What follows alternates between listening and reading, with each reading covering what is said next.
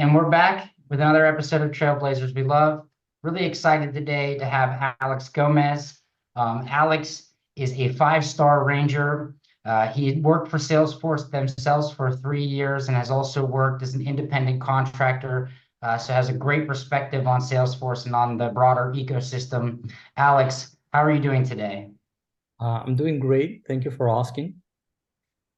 Good to see you again.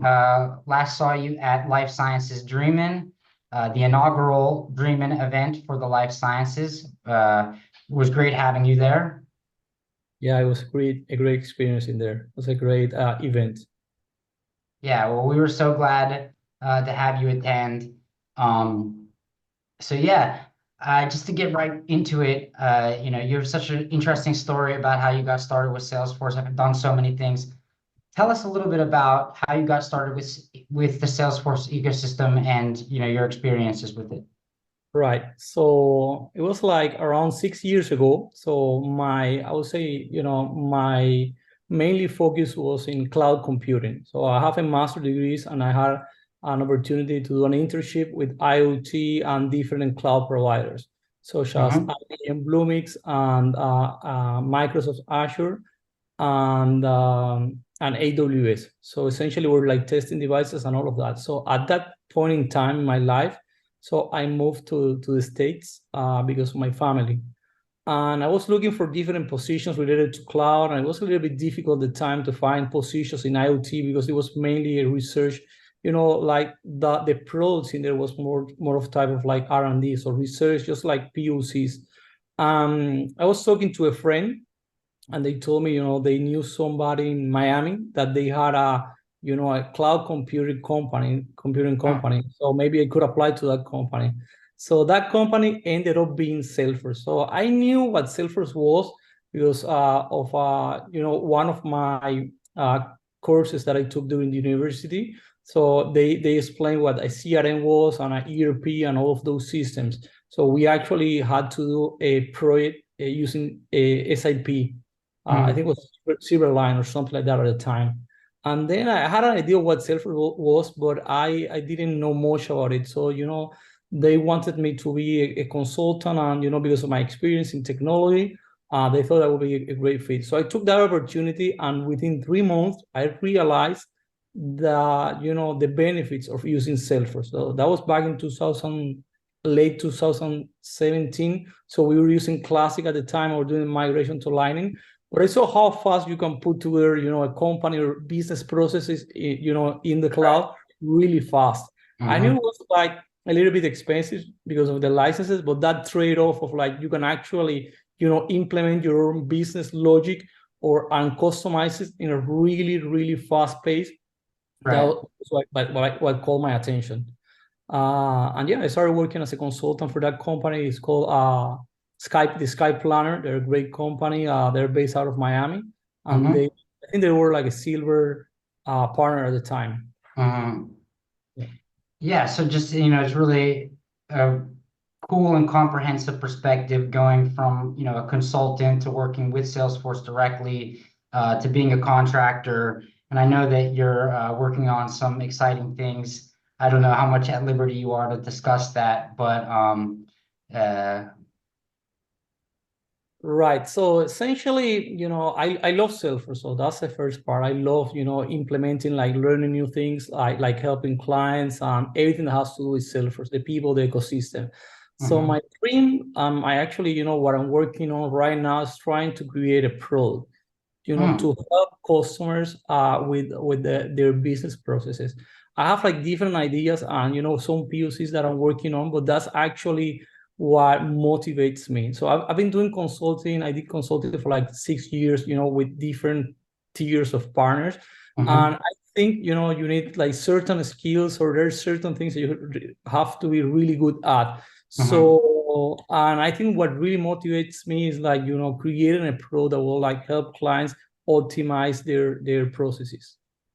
Yeah, it sounds really exciting. I'm looking forward to hearing more about it as you continue to work on that and having you back on here to tell us more about that.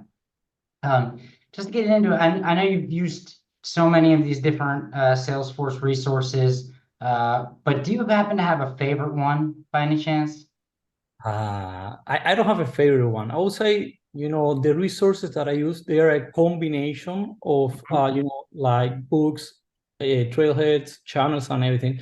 And it really depends on the type of thing, or the technology or product that you're trying to learn. So for instance, Salesforce has a training or a training camp, something like that for partners that is really good. So they give you modules in the same way that they do it for a trailhead, but you actually I think, and they have a community dedicated to that, like a community group dedicated to that. But I use a combination of them. Like, for instance, for development, like custom development, I think Apex Hours is a great resource. They have like everything in there, and Mm-hmm. mostly free. If you want to take the architect route, you can do like there is a YouTube channel called Lazy Be Architect, and there are like a couple of books that are really good for like architects, and of course all of the events and all of that. But I would say a combination of them. It's like what I Yeah, mainly. complete more, check all your bases, let's say. I would agree with you that it's good to use as many different resources as you can. I'm curious if you have any thoughts on what are some underrated or what is an underrated Salesforce product. Everybody knows Sales and Marketing Cloud, but are there any Salesforce products that you think are underrated? I would say CPQ. And the main reason why is like there are not too many people, or there are not like that, those many consultants that know pretty well the things that you can do with CPQ. So I had a manager that used to say, you don't know what you don't know, right? And there's so many things that you can do with CPQ, and clients don't realize the benefits for improving sales processes and all of those complex sales processes that they could improve if they use CPQ. Mm. Uh, to be honest, like once, like I remember I saw a client, they were using only account and contacts, not even opportunities, and they were doing like, and I was like asking them, what is the point of using Salesforce just for account and contacts? You're paying like a Sales Cloud license. And I think, for their processes, like CPQ made sense. There are so many complex rules for like coding and pricing and all of that. So, and I think the main reason is like there are not enough resources that know CPQ pretty well to be, Hmm. come to the table and say, we can like provide all of these features for like your processes or business. So that's really an interesting answer. And actually, somebody else mentioned CPQ. I talked to them a couple days ago in one of these other Trailblazers we love.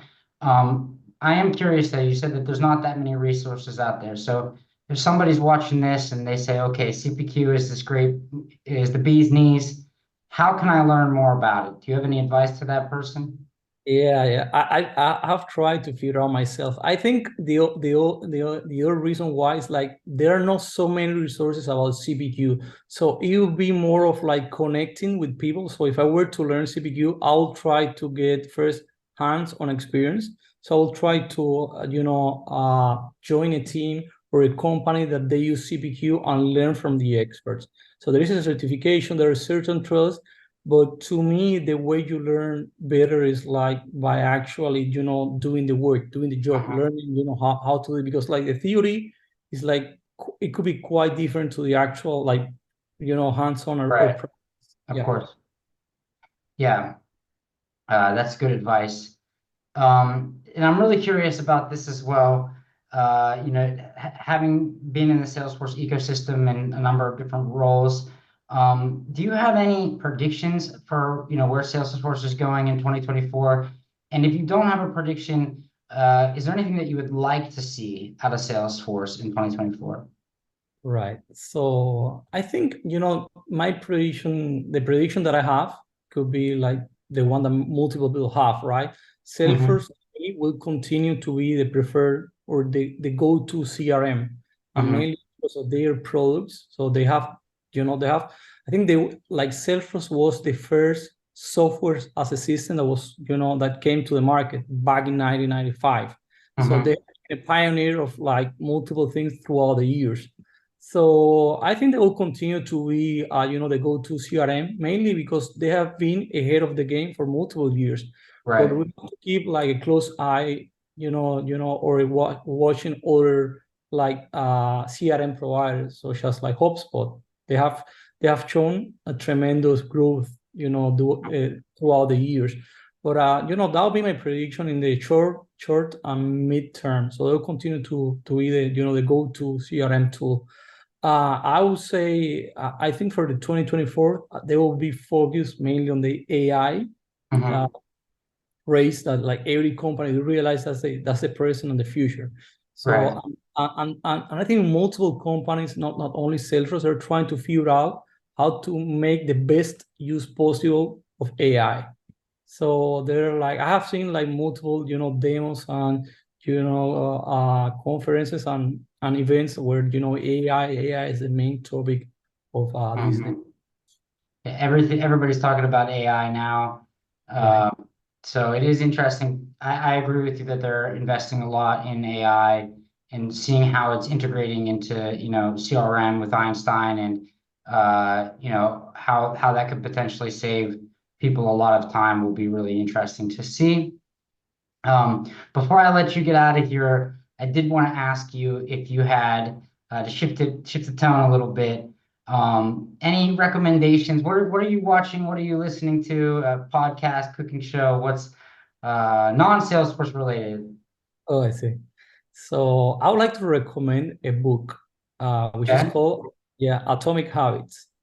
So yeah, that I think that book is amazing because it gives you a perspective of life, of how, you can like in the long term, like it is more important how you create those good habits that will be adding up all of the time. I will like improve your performance and you as a person. So I remember I saw once like a trailblazer.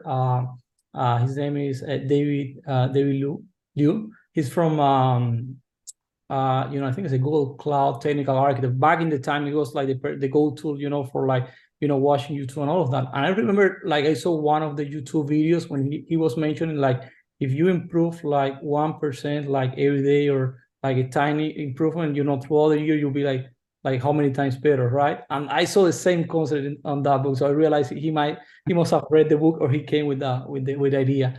But I Right. think it gives you a perspective of like how making like small changes to your routine, or that will give you an improvement that we all want in our life. Not only the technology ecosystem or space, in our like personal health, like family, how you treat people, like your relationships, everything. Yeah. You're the second person to bring up this book to me in the last couple of days, so it's very high on my list of reading for the next couple weeks ahead. Well, thank you, Alex. I really appreciate your time today. I'm gonna go get Atomic Habits as everybody else should. It was really great hearing your unique perspectives on Salesforce. Uh, Looking forward to talking to you again soon. Thank you so much for your time and inviting me to the interview. It was our pleasure.